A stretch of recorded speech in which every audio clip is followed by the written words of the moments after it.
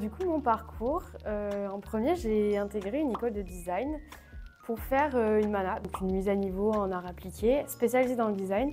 Donc c'était chouette parce que j'ai pu découvrir différents univers dans le design. Il y avait le design d'intérieur, design de produits, design mode et design graphique. Et en plus, à la base, j'ai intégré cette école, je voulais vraiment faire design d'intérieur. Je me suis dit, j'adore, c'est sûr, ça va être ça.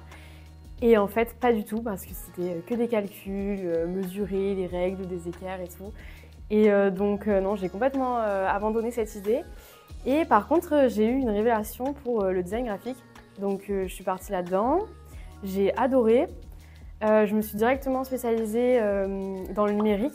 Donc j'ai découvert le monde du web design, les sites internet, ça m'a vraiment passionnée. Après ça, j'ai voulu un peu plus pousser, donc je suis partie dans l'UX et l'UI design, donc user interface et user experience. Donc j'ai refait une formation à la suite pour plus pousser l'apprentissage. J'ai fait des alternances, des entreprises et voilà, aujourd'hui je suis arrivée chez Timeco. Alors, ce qui m'a plu chez Timeco, c'est qu'il y avait vraiment beaucoup à construire. Quand je suis arrivée, il fallait refaire l'identité visuelle, donc toute la charte, le site internet. Donc ça, c'était plus ma partie brand designer. Et côté UX, pareil, il fallait que je reprenne toute l'expérience utilisateur. Donc c'était un très très gros challenge, mais c'était motivant et hyper stimulant. En plus, quand je suis arrivée, j'ai intégré l'entreprise en novembre. Et en janvier, on avait déjà un très gros salon à Paris, donc en fait la deadline était super short. Donc il fallait que tout soit prêt. Mais voilà, on a réussi et c'était trop cool.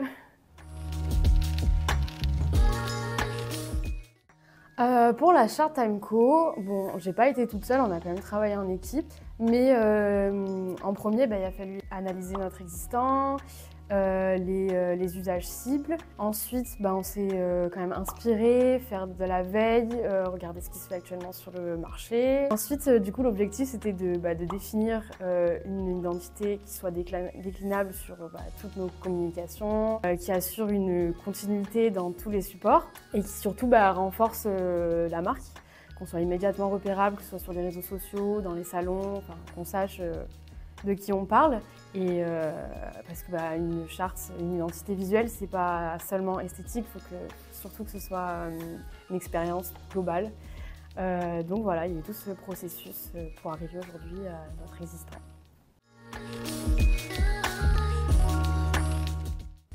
Du coup, une personne qui m'influence, j'ai pas tellement de références, mais je sais qu'en ce moment, il y a deux entrepreneuses que j'aime beaucoup suivre.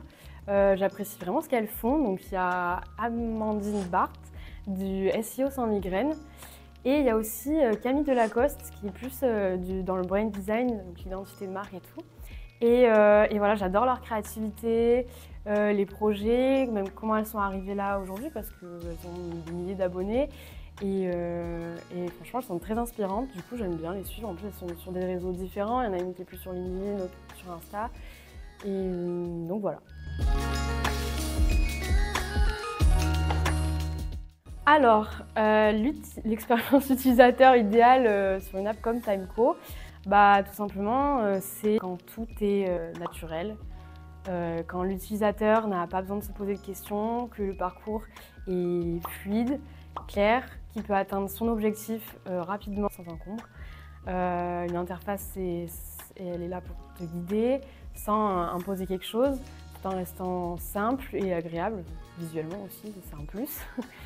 Pour un petit exemple d'une mauvaise UX, c'est par exemple un champ de téléphone. Tu peux pas rentrer ton numéro de téléphone parce que ça va pas accepter le +33 ou parce que tu vas mettre un espace ou ton mail, tu vas mettre un espace après le .com. C'est toutes des petites choses qui vont bloquer l'utilisateur inutilement, ça va lui créer de la frustration.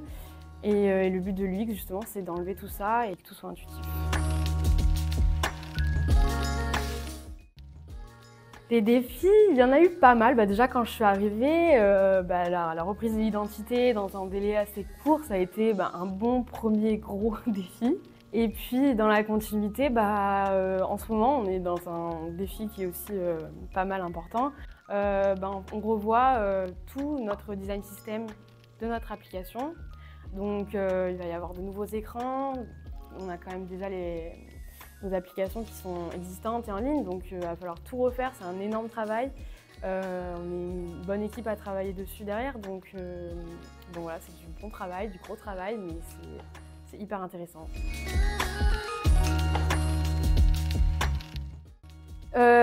La fonctionnalité, c'est la dernière, c'est Timesheets. Ça permet en fait de saisir les heures des intérimaires, de saisir les frais annexes. Ça a été un vrai challenge UX pour rendre l'interface intuitive malgré la quantité d'informations, de calculs à gérer derrière. C'est une fonctionnalité qui facilite concrètement le quotidien des utilisateurs.